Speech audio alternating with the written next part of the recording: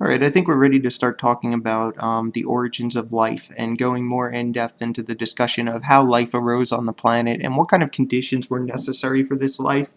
And when people talk about early life on the Earth or even on other planets, like a lot of times you hear people talking about Mars or something like that, they're not talking about, large multicellular eukaryotic type of organisms like ourselves.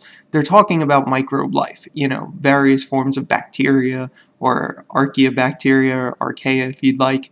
And that's kind of what they're looking for. They're trying to find things like that and trying to find traces of that, specific compounds that they may have or biosignatures. So anyway, I got a lot to do, so let's go. So we have the origins of life here. So before these cells could arise, or before we could have life, some fundamental conditions needed to be met. And those conditions are we needed to have the essential elements, okay? And they had to be available to make organic molecules. And those essential elements include, of course, carbon, nitrogen, oxygen, hydrogen, magnesium, calcium, sodium, potassium, and iron, of course. All of which were available on the early Earth, and we actually have evidence that this is so.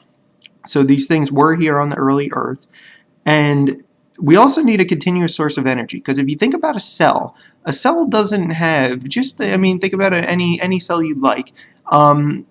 It does not have.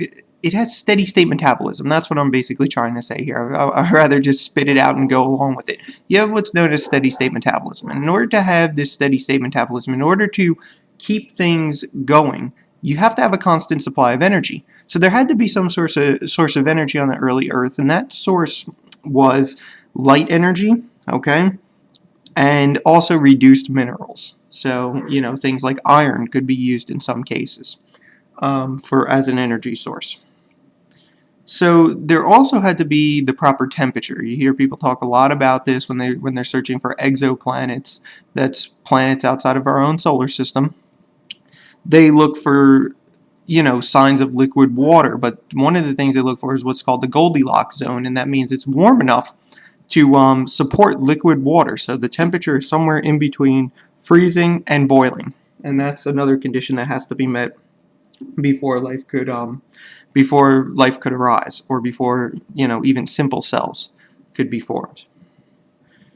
So the point being here is that microbes are the oldest form of life. Okay, they're the oldest form of life on Earth, and they were, as far as we know, based on all the evidence we have, which I'm going to present to you, they were the only form of life on Earth for at least 2 billion years. Okay, so they were the main form of life, and they still are in a lot of ways.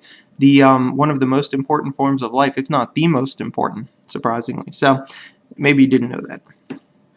So to prove life existed on the early Earth, we go through a couple of different processes to show that, and we use a couple of different lines of evidence. One of them being geological evidence, okay? And geological evidence is useful. We can look at fossils, okay? And that's basically what I'm going to talk about here. So you got the stromatolites, okay? They're layers of phototrophic microbe communities that grew, died, and became fossils. All right, so these were some microbe, phototrophic, and what I mean by that is they use light energy, okay, as their source of energy. And they grew, they died, and they became fossils. They were fossilized by calcium carbonate or something like that.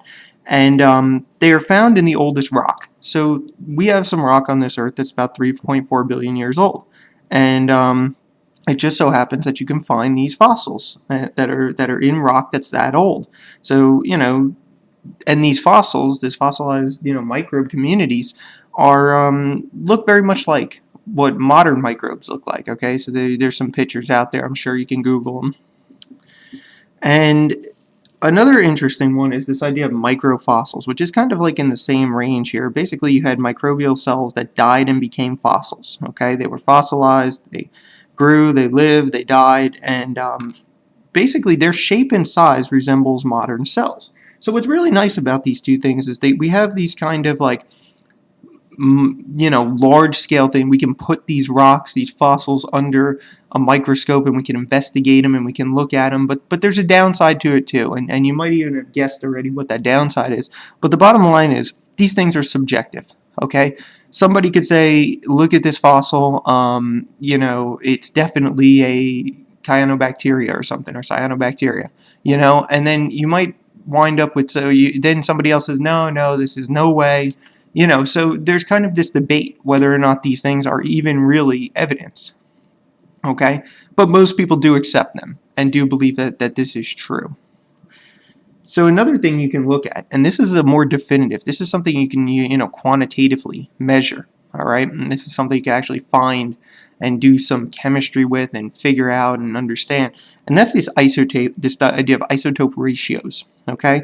So basically, certain isotope ratios can be altered by biological activity, and that's to be expected. And one of the more famous ones is actually this carbon-12 and carbon-13, okay? You might know that carbon-12 is the most common form of carbon, but there's also this isotope, carbon-13. And basically what you would do if you were looking for this type of evidence, you would want to see that the limestone or wherever you were looking was depleted of carbon-13, and that's because microbes generally fix carbon-12 more readily than carbon-13. So if the limestone is depleted of carbon-13, it must have come from living cells, all right? So you can use this isotope ratios, and like I said, those can actually be, you can actually find those and have some, you know, actual measurements, some put some rigor behind these numbers. And another interesting one, which is pretty convincing as well, is the idea of biosignatures. And that is that certain organic molecules that are known only to be produced by microbes, okay, can be found in sedimentary rock. So the example I have here is a cyanobacteria. They have these hapanoids, okay, and they're basically lipids that are found in their membrane, okay, and they're very durable lipids. And the thing about them is they can last for long periods of time, because if you think about organic molecules for a second, you'll realize that organic molecules don't last long, okay? They're very, you know, if they're out in the elements, out, you know, for 3.4 billion years, going through all different kinds of climate changes and whatnot, you're going to, you know, probably not have any remnants of that organic molecule. But in this case, some of these you can find still. So it's a pretty interesting concept.